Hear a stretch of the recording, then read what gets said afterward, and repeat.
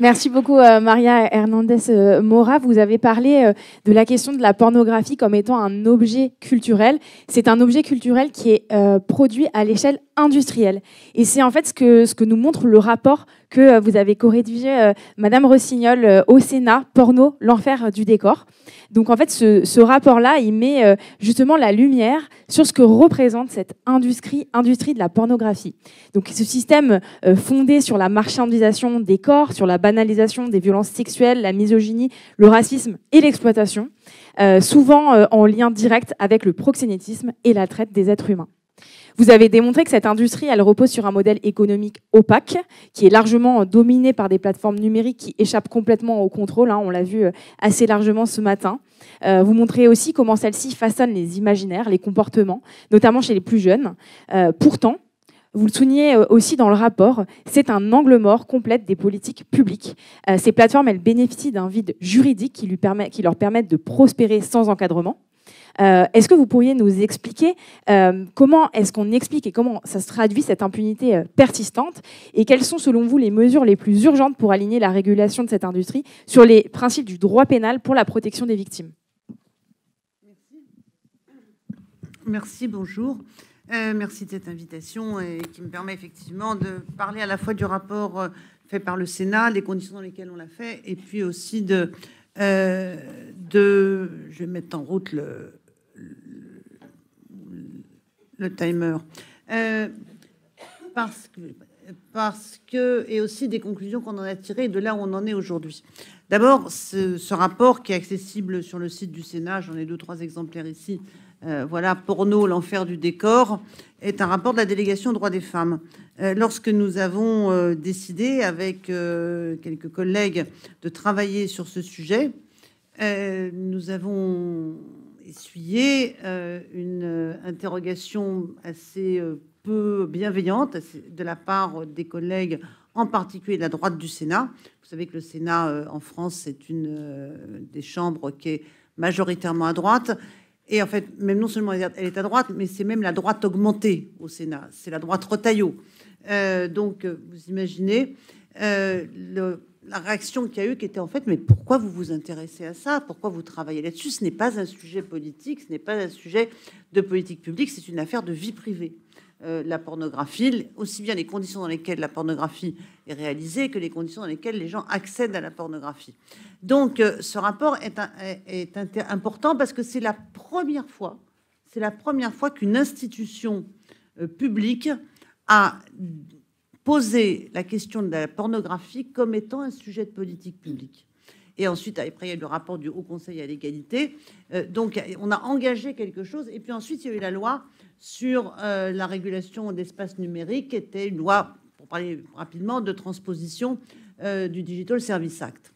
Et je vais vous parler des obstacles. Le rapport étant accessible, je vous parler des obstacles qu'on a rencontrés après la réalisation du rapport, et en particulier au moment de la discussion de la loi, puisqu'on avait déjà voté au Sénat en 2020 un article du Code pénal qui incriminait, qui interdisait l'accès des mineurs aux plateformes pornographiques. Mais au moment où on fait le rapport, on sait, on constate et on rappelle que cette loi est absolument inefficace. C'est-à-dire qu'elle est inefficace parce que personne n'a réellement travaillé à donner les moyens, les outils, et puis surtout parce que le monde de l'industrie pornographique a posé comme principe qu'il ne pouvait pas appliquer la loi si on ne lui donnait pas les outils pour appliquer la loi. Vous imaginez la même chose en matière d'hygiène sanitaire, par exemple, d'hygiène publique. Vous avez un restaurateur et vous allez le voir en disant, vous savez, vos frigos sont pas conformes, et il vous dit, en fait, il faut me donner des frigos si vous voulez qu'ils soient conformes. C'est à peu près ce qu'a... Et sinon, je continue mon activité. C'est à peu de choses presque qu'a fait l'industrie pornographique après la loi de 2020. Au moment où on a travaillé sur la loi de régulation de l'espace numérique, on a donc, suite aux 2 rapports Sénat et au Conseil à l'égalité, obtenu du gouvernement qu'il y ait des mesures de régulation d'accès des mineurs à l'industrie pornographique. Alors peut-être Céline en parlera tout à l'heure sur la technique des mesures, le référentiel. Moi, je vais vous parler de ce qu'on n'a pas pu faire dans cette loi.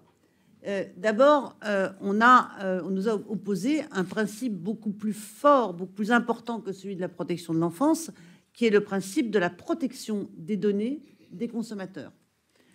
Comment vous voulez contrôler l'âge d'accès à un site pornographique? Pour contrôler l'âge, il faut donner des éléments d'identité. Et donc, vous voulez permettre aux sites pornographiques de constituer des fichiers sur la sexualité des gens. Et nous, on disait, mais en fait, personne n'est obligé d'aller sur un site porno. Donc, ceux qui ne veulent pas donner leur identité, bah, ils n'y vont pas. Et puis, premièrement. Et deuxièmement, c'est un principe, celui de la protection des données des consommateurs de porno, mais nous y opposons, nous, un autre principe infiniment plus régalien, qui est celui du devoir de l'État en matière de protection de l'enfant. La solution qui a été mise en place est une solution bancale, à mon sens. Donc, cette espèce de... Il y a une récurrence, parce que nous avons en face de nous des milieux libertariens, et j'y reviendrai probablement dans mon propos, qui considèrent que le net, l'espace numérique, est un espace de liberté totale. Et ces libertariens, on les trouve, en fait, moi je suis une élue socialiste, SND pour les Européens, et ces milieux libertariens, en fait, je les trouve quasiment dans des gens qui se revendiquent être du même camp que moi. Donc c'est une difficulté pour défendre notre position. Ça, c'est la première chose. Et puis la deuxième chose, c'est quand on a voulu justement réguler, on a essayé d'en profiter pour inscrire dans la loi ce qui nous paraissait être nécessaire pour une réelle protection des enfants sur les contenus des sites pornographiques. Prenons l'exemple, par exemple, des vidéos mettant en scène des scènes sexuelles entre un adulte et un mineur. La position d'Europol, qui est aussi en gros la position des services français, des services de police français, c'est de dire que la scène relève de la pédopornographie et de la pédocriminalité uniquement si il s'agit réellement d'un mineur qui est mis en scène, s'il a moins de 18 ans, voire même 15 ans. C'est un peu compliqué parce que dans leurs approches, ils nous expliquent qu'effectivement, un mineur, c'est un enfant non pubère. C'est-à-dire, s'il n'y a pas de poils et il n'y a pas de seins, c'est un enfant. S'il y a des poils et des seins, ça échappe un peu à leur contrôle. Donc là, et on a essayé de proposer, par exemple, qu'on passe sur cette exigence que le mineur soit réellement mineur dans son identité et qu'on qualifie d'apologie de la pédopornographie ou de la pédocriminalité une scène, y compris si c'est avec une personne majeure, dès lors qu'elle est déguisée, habillée de telle façon qu'elle évoque un enfant. Nous sommes évidemment, nous n'avons pas réussi. Je vous donne cet exemple-là parce qu'il y en a, je ne vais pas vous passer tous les amendements qui ont été retoqués à ce moment-là, mais qui sont assez intéressants sur la manière dont l'État, le gouvernement, ne voulait pas aller en fait au-delà du simple contrôle et interdiction d'accès. Et encore, comme il fallait composer avec la liberté des consommateurs, il est de vous dire que ça a été assez compliqué. Où j'en suis aujourd'hui sur ces sujets. Alors, d'abord, nous sommes rentrés dans une nouvelle phase mondiale, qui est une phase de dérégulation totale du net. Et nous, on est là à expliquer qu'il faut réguler. Je pense qu'on va perdre. Voilà, je pense très clairement qu'on va perdre, et au plan européen et au plan mondial, d'autant que le nouveau capitalisme, c'est celui des GAFAM. Et que ce capitalisme-là va être plus fort que l'Union européenne, dont par ailleurs on peut douter de la volonté réelle de régulation. Donc, je crois que l'idée de la régulation va être une idée très difficile à défendre et que l'avenir, et c'est terrible de dire ça, est à la force. Et qu'il faut, nous aussi, penser en force ce que nous devons faire et obtenir.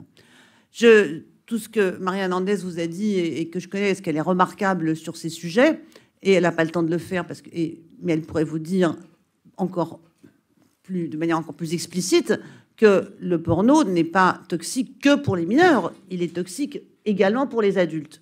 Donc pourquoi acceptons-nous l'idée d'une régulation majeure-mineure différente du porno ? Donc je vous dis ça parce que je pense que nous devrons Quand on a fait le rapport, on a discuté avec les collègues. Alors, il y avait deux de droite, deux de gauche. Donc, c'est des compromis quand on fait ce type de rapport. Avec ma collègue de gauche, mais on était déjà toutes les deux, c'est Laurence Cohen, on était déjà toutes les deux très investies sur la loi de 2016 sur la prostitution. Nous voulions défendre une position abolitionniste, en fait, sur l'industrie pornographique. Nos collègues ne l'ont pas voulu, mais avec le recul, je pense que c'est nous qui avions raison. C'est-à-dire que si on reste dans la régulation et l'interdiction des mineurs, on va perdre. Il faut mener la bataille à la hauteur de la puissance et de la violence de nos adversaires. Et donc, il faut promouvoir. Moi, maintenant, je dis que je suis pour l'interdiction du porno. Je cherche dans le préambule de 46, dans la Déclaration des droits de l'homme et dans la Constitution de 58, je ne trouve pas où est le droit de l'être humain à consommer du porno. Je ne l'ai toujours pas trouvé. Donc, d'ailleurs, qu'il n'y a pas de droit et qu'il y a une toxicité, elle est claire. Par rapport à l'Union européenne, il y a une bataille à mener. Bien sûr, il y a tout le travail qui est fait pour des nouvelles directives, etc. La bataille à mener, c'est pour que la question de l'industrie pornographique ne relève pas de la liberté d'entreprendre, mais relève de la santé publique. Si l'industrie pornographique relève de la santé publique, les États reprennent la main et puisque ça fait partie des domaines qui sont à la main des États et qui ne sont pas des domaines de droit européen. Et nous pouvons dire que nous, en France, nous interdisons l'accès à la pornographie sans être soumis, pour des raisons de santé publique. En matière de santé publique, chaque État peut faire ce qu'il veut en termes de consommation de stupéfiants, etc. Donc, la bataille, pour moi, au plan européen, elle est sur le fait de faire revenir la question de la pornographie dans la santé publique. La deuxième chose que je voudrais dire, c'est qu'il faut tourner autour du sujet. Si on n'arrive pas à réguler directement comme on le voudrait, il faut tourner autour du sujet. Je pense que l'éducation nationale est complice de la consommation de porno chez les jeunes. Pourquoi je dis ça? Parce que j'ai vu progressivement la dématérialisation des rapports entre les collèges, les lycées, les enfants, les élèves, pardon, et les familles. C'est-à-dire que maintenant, une des bonnes raisons d'équiper un enfant d'un smartphone, c'est que toutes les relations avec l'école, les notes, le carnet de notes, les consignes, les devoirs, tout est numérisé.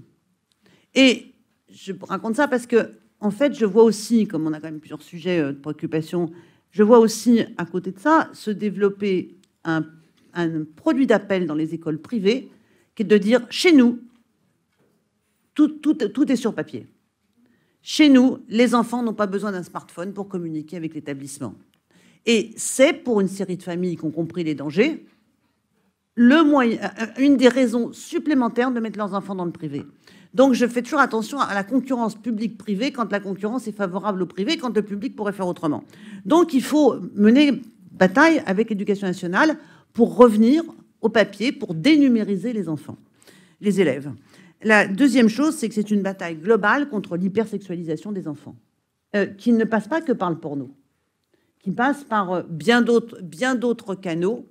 Et là encore, la question de la protection de l'enfance. Je vois ma voisine qui s'agite avec le micro, je pense qu'elle me dit qu'il faut que j'aille plus vite. Je continue sur... moi, demande d'ouvrir des pistes, donc j'en ouvre quelques-unes. Je pense qu'il nous faut une nouvelle définition du proxénétisme. C'est indispensable aujourd'hui, parce que la définition actuelle du proxénétisme est totalement inadaptée à l'évolution et en particulier au porno numérique. Et il faut poser comme définition du proxénétisme que le proxénétisme, c'est tirer des bénéfices de l'activité sexuelle d'autrui. Il faudra travailler, regarder où sont les effets de bord, il y en aura probablement, mais l'activité sexuelle d'autrui permettrait, par exemple, d'inclure les cams, les fans, etc. etc. Je fais vite. Je voudrais dire encore une chose peut-être là-dessus. Sur la protection de l'enfance, il faut être beaucoup plus clair sur l'infraction pénale que devrait être l'exposition des enfants à des images pornographiques. Voilà. Ça devrait être une infraction pénale que d'exposer des enfants à des images pornographiques. Et enfin, je conclurai sur un petit mot qui est un sujet de vigilance pour moi dans ce combat sur la protection de l'enfance. et contre les ravages de l'industrie pornographique, c'est qu'en matière de protection de l'enfance, nous avons affaire aujourd'hui sur la lutte contre la pédocriminalité à un milieu compliqué. Le milieu de la lutte contre les pédocriminels est un milieu totalement infiltré par les complotistes qui racontent à longueur de temps qu'en fait la pédocriminalité est organisée en haut lieu par une espèce d'état profond qui réunirait les journalistes, les politiques et encore je ne sais qui, ces gens qui dirigent le monde et qui organisent des réseaux pédocriminels. Et donc, il faut à la fois lutter contre la pédocriminalité et se tenir à distance des complotistes de la fachosphère qui ont investi ce milieu-là. Donc, c'est pour ça qu'il faut que nous-mêmes, on soit très carrés sur la manière dont on aborde et combat la question de la pédocriminalité et plus globalement celle de l'industrie pornographique. Voilà, j'ai fini.